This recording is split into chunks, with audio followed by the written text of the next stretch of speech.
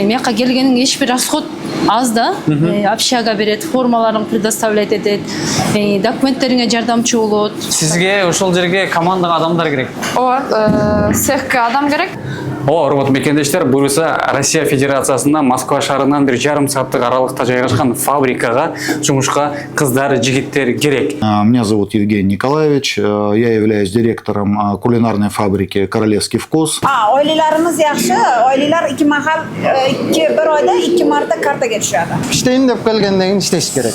В данный момент на нашей фабрике требуются сотрудники горячих цехов, суши цехов. 9 айдан бери 3 айдан кийин бригадирликке көтөрүлдүм. Келсе ошол сотрудниктерди сиз өзүңүз баягы полный жүргүзүп, көрсөтүп, үйрөтүп эме кыла аласыз. Ооба.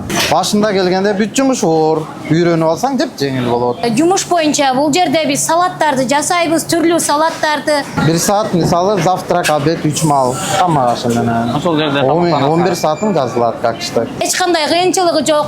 Аялдар только грамдап салаттарды салат. Эркек балдар бизде машина бар, салатка даяр заготовкаларды кылып берет. Конечно, обязательно болот. Миякта семейныйлердин отдельный общежитие, отдельный комнаталары бар.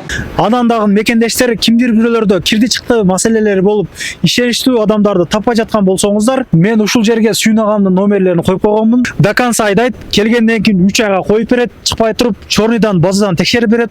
Ушул окшогон 7 орундуу Альфард Сианалар менен чыгып келесиздер. Сүйүн кирди чыкты ушул жерге коюп койдум.